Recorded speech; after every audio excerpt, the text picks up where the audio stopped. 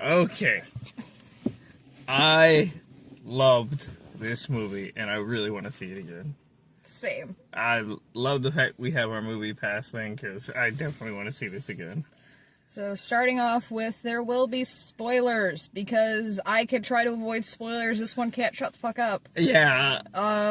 So, 5, 4, 3, 2. Okay, spoilers are on you now. You were warned. Okay. For those who don't know, Beetlejuice is one of my favorite horror comedies of all time. I missed seeing 6 this past season because Beetlejuice the musical was playing in the same season and I could only afford 1. But you wanted me to go, so... I did. I couldn't drag her to 6. 6 might have killed her. Too many flashing lights. Yeah. Which I'm shocked I don't have a headache, but yeah, you do. I'm the one with the migraine. Oh, so... If you've never seen Beetlejuice, shame on you. Period. If you've never seen Beetlejuice, I'm just assuming you're under 12. So, 30 years, like, just like in real life. So Lydia has become a basically ghost host, like Elvira, and she's a mix of Sylvia Brown and Zach Bagans. yeah, like she's got the medium thing, but also the I'm gonna go in there and do night vision and get the weird shit. So she can still see ghosts after the first movie. Jenna Ortega, of course, plays her daughter, Astrid, who, because of her father's death, doesn't believe in any of the ghost stuff.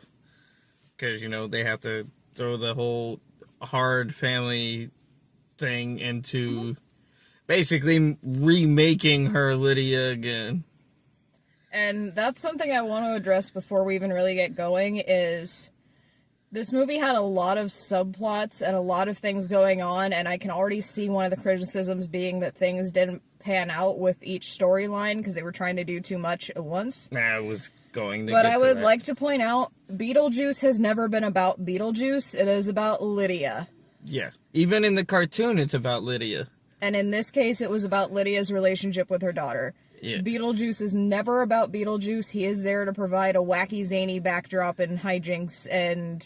personal growth mechanics in the form of, oh dear God, it could be worse. Right. He's literally the best therapist, except for he's terrible, and he just shows you what not to do.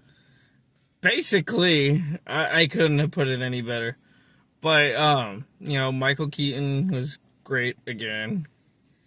Like, he stepped right back into the role. Honestly, even better this time than last time. Right? I liked him in this more than the original, and that might seem blasphemous to say.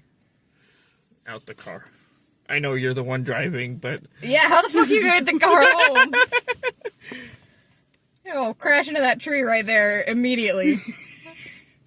But no, so the movie was...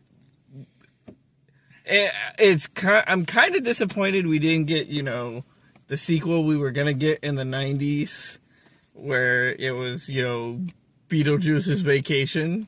I never knew about that. Yeah, in the early 90s, it was supposed to be, basically Beetlejuice Takes a Vacation was literally what the name of the movie was going to be.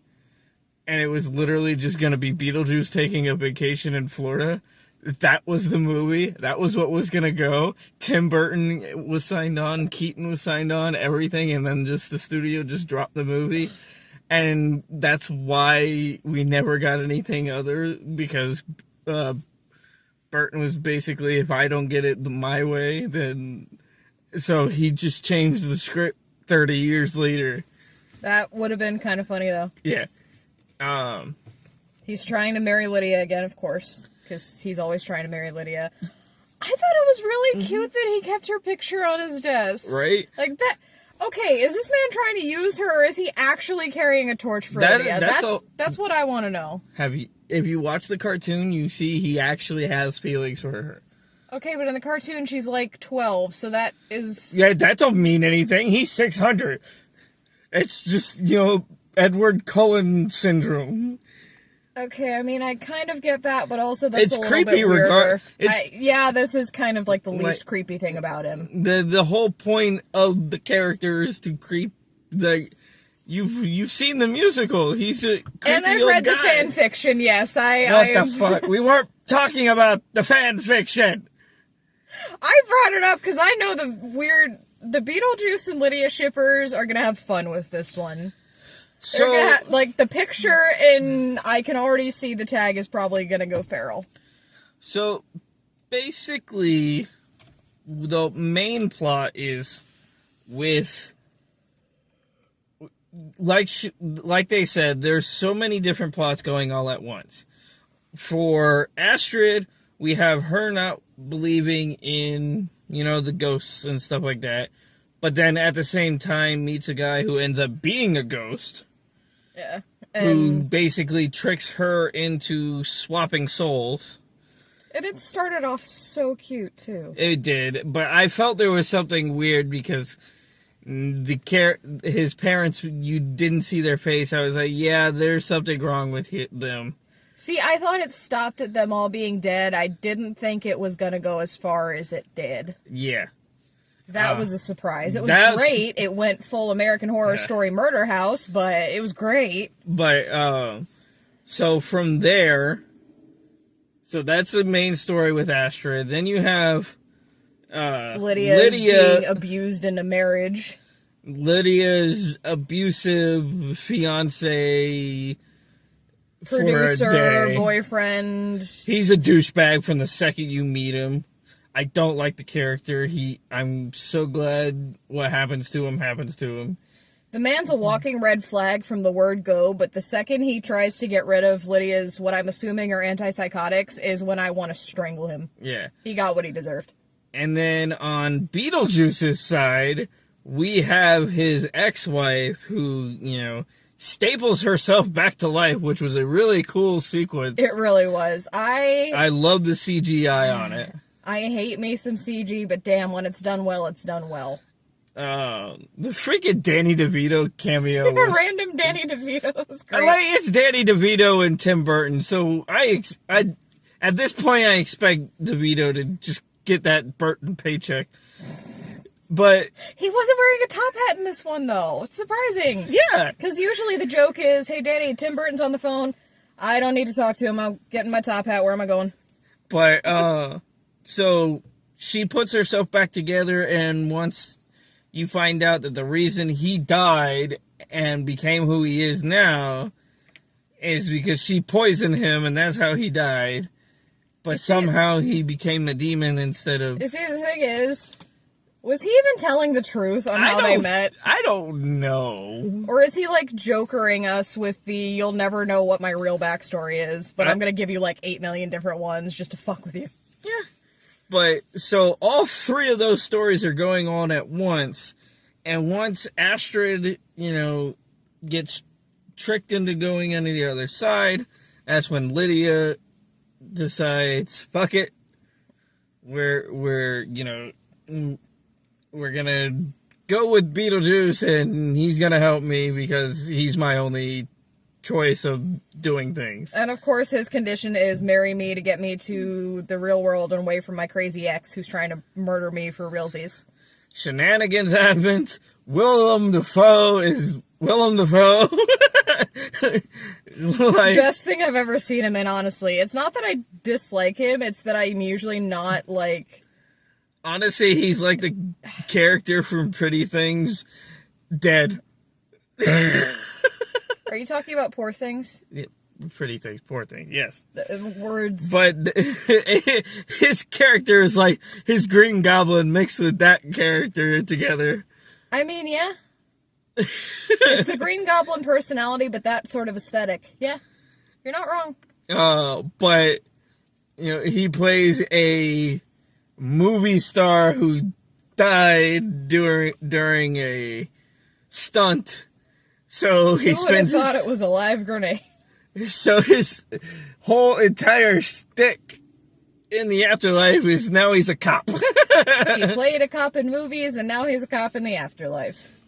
But, that's basically the plot. Shenanigans and happen. Just like real cops, they show up 10 minutes late and take all the credit. But, Yeah. Then again, in his defense, Beetlejuice did kind of pull some shenanigans, so he couldn't interfere, so. Yeah.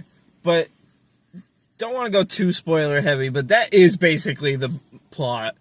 The main issue, the only issue I personally have is I don't like how Dolores, Beetlejuice's ex, she's introduced, she's made to look like this big-ass bad character, and she gets MacGuffined with the sandworm. Honestly, I thought it was hilarious and kind of fitting, because why would Beetlejuice allow himself to be upstaged in his own movie? I mean, yeah, but I hate it when movies take the big bad villain that you're supposed to be afraid of. They build this huge hype for, and You hate that she was trailer bait? Basically. Yeah, that's fair. I think it's funny that she was trailer bait, because for realsies, I think Beetlejuice was in this more than he was in the original. Yeah. And way more. I really am kind of meta gaming the Dolores getting nixed immediately and not being a real threat, because, why would he let himself get upstaged and murdered in his own movie? Yeah. Come on.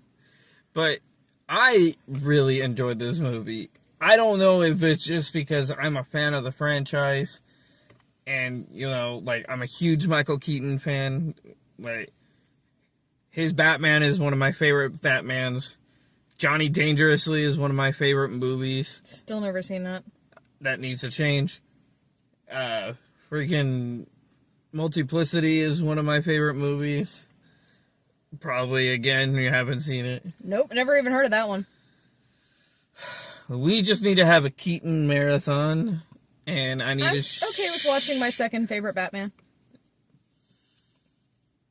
You know who my favorite is, and you want to kill me for it. I like the detective, not the broody-ass superhero. I was going to say, if you say Christian Bale, we're getting divorced. Who the fuck do you think I am? I'm offended. Now you can get out of the car.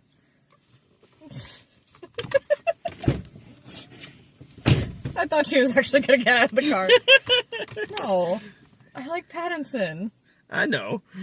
But yeah, we should have a Keaton marathon.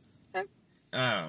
I've thought about reviewing some of his comedies if I ever actually start doing the workarounds for not having Charles were fucking hilarious. Oh, for those who don't know, they didn't have Charles in the movie mainly due to, behind the scenes legal stuff. So they did an old school 1980s, claymation characterization, since, they have his likeness and they're allowed to use it. And they just kill him off screen. And when he's present in the afterlife, because of how he died, he has no head. Yeah, he's literally half a body, and you can tell there's a voiceover actor. It's great. Also, 2 words. Damn it, Delia. Should we spoil what happened to Delia? Nah. Delia has to be the center of attention, as always. I fucking love Delia. I love Catherine O'Hara. She's great.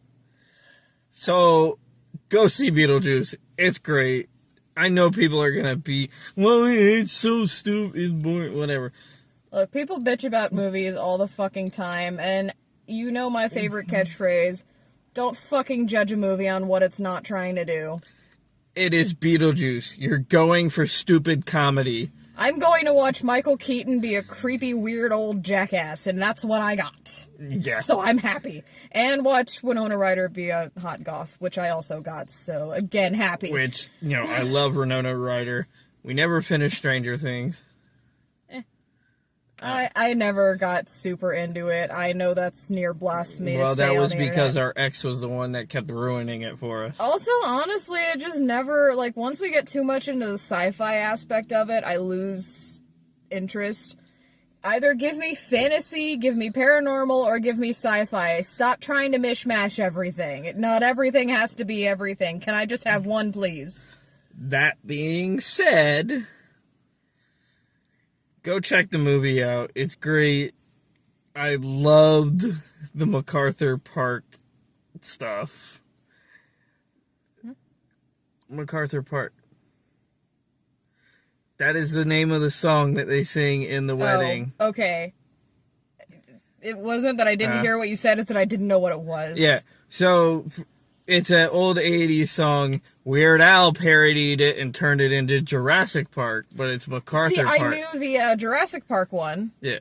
So, which is probably why you recognized the song. Yeah, I recognized the tune, but the words were completely different because I've never heard anything but the Jurassic Park one. Yeah. So, it's funny. He basically makes everyone sing the entire song. It's funny. The first one had a better forced karaoke. Yeah. I like the Deo better. I do like the Deo part better, but just seeing them dance to it was hilarious. The visuals were better in this one. Yes. I do love the visuals. Since we're going to go into it, I do love that there's still a shitload of practical effects. There's barely any CGI in this movie. And what CGI we do have, it's more claymation than anything. And it's actual good CGI, and it's where it would make sense for there to be CGI, because CGI always looks weird and slightly liminal and slightly off-putting. And so it's mostly used in the afterlife stuff, which is where all of that stuff belongs. And, Dolores killing, Danny DeVito and all the other people.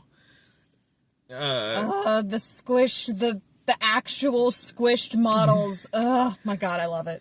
Yeah. That being said, go watch it. It's great.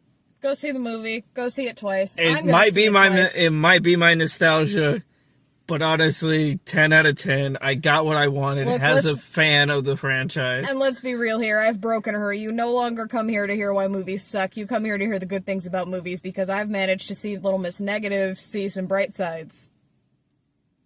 That being said, thanks for watching. Bye.